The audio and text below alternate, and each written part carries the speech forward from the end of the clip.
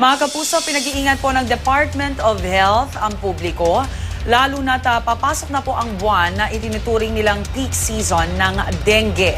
Patuloy rin ang kampanya sa malinis na kapaligiran para makaiwas sa sakit.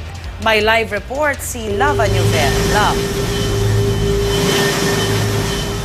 Raya, itinuturing nga na peak season doon sa mga kaso ng mga dengue ang Agosto, Setyembre o yung mga buwan ng tag-ulan. Ayon yan kay DOH Secretary Enrique Ona. Kaya naman pinangungunahan po ngayon ng DOH NCR ang paglilinis ng mga terminal sa Maynila. Nag-umpisa po yan nitong Lunes para nga po, or noong nakaraang Lunes, para nga po ilunsad ang kanilang mas pinaigting na anti-dengue campaign.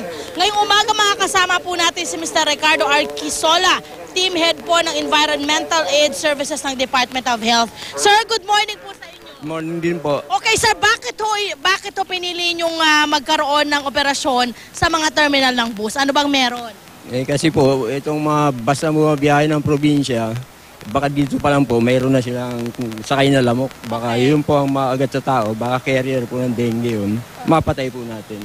Okay. Kumusta naman po yung mga chemical na ginagamit natin?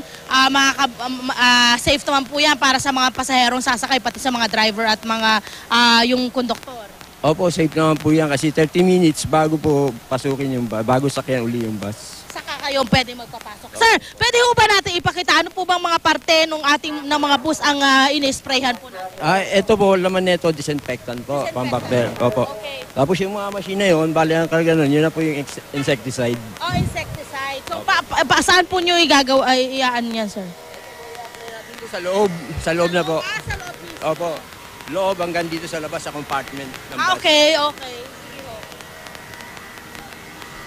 Gaano katagal yan, sir? Ano ito po, kahit mga 5 minutes lang po, pwede na nilang punasan. Aha. So, pwede na po yan. Sige nga po, sir, pakita nyo po sa amin paano yung ginagawa nyo. Pero inuuna ho, sir, yung ating insecticide. Tama ba? Pwede rin pong unahin tong disinfectant bago yung ating insecticide. Okay. Mga gaano katagal, sir? Mga 30 minutes po. Okay. Pero ano naman nito, madali lang po. Pag nandito tayo tulad na sa loob ng bus, mga 5 minutes, madali. Siguradong mapapatay niyan yung ating mga lamok. Opo, sigurado yan po. Okay. Sige po, sir.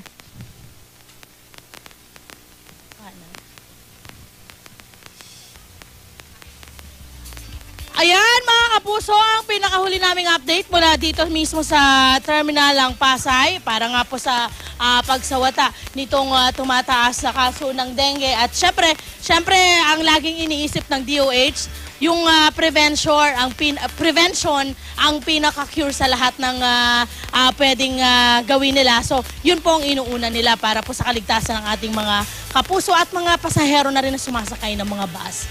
Yan muna ang pinakahuling update namin mula dito sa Pasay. Balik sa iyo, Rhea. Maraming salamat, Lava Newvel.